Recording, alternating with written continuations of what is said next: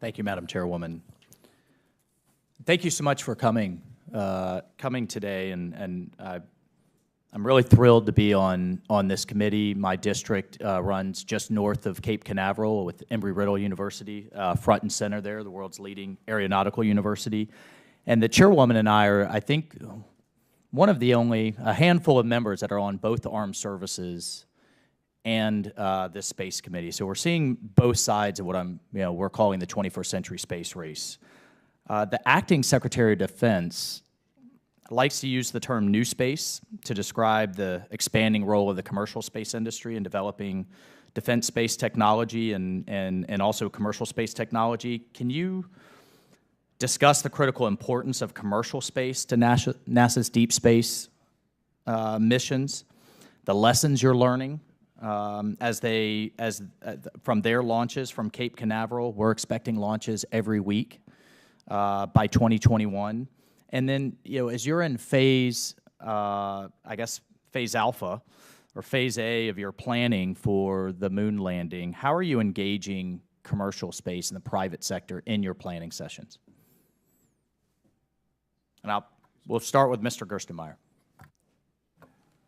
Again, I think we're at a very unique time where commercial space can really contribute in a major way to what we're doing, and I think that's really important. And I don't consider it new space and old space. I consider it space.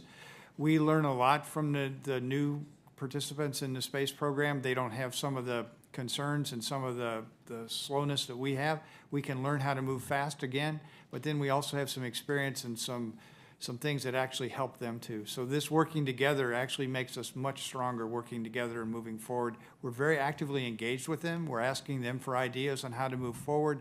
Where NASA would have probably done the total design before, we're now actually involving them in the design process so we can get their good ideas to see what they've learned, to see how we can keep manufacturing low and how we can meet the timeframes moving forward. So I see this as a tremendously positive time.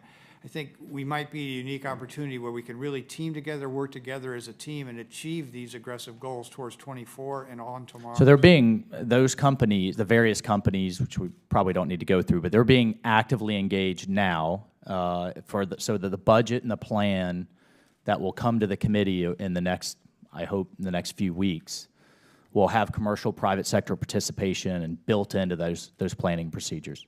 Yes, sir, and I'll go a step further. As Bill mentioned, the teaming, you're seeing the teaming here evident in front of you, sir. I've spent my career in the commercial space industry, was one of the founders of the Commercial Space Flight Federation and chaired it for several years. So the idea of NASA creating the team not only outside but inside is a very useful thing for what we're trying to accomplish. One of the reasons for the delay in the planning process here is that we did reach out to industry and have had dozens of meetings at the Space Symposium and since then with industry throughout the United States, throughout the different types of companies in the industry, to make sure we did hear these voices, make sure we did understand how they could be part of this. And I think the plan you will see will show a balance of using traditional space, NASA centers, NASA space, along with a very significant contribution from the commercial industry. Thank you. Earlier this year, the Defense Intelligence Agency released a report about Russia and China's activities in space. And long story short, Russia and China both explicitly intend to eclipse the United States in space, and they are both developing rockets comparable to the SLS. How do you, from your perspective, why is it important that the U.S. have the most powerful rocket for both exploration and national security? And what do you make of the Chinese landing on the backside of the moon, but then also the recently announced research station?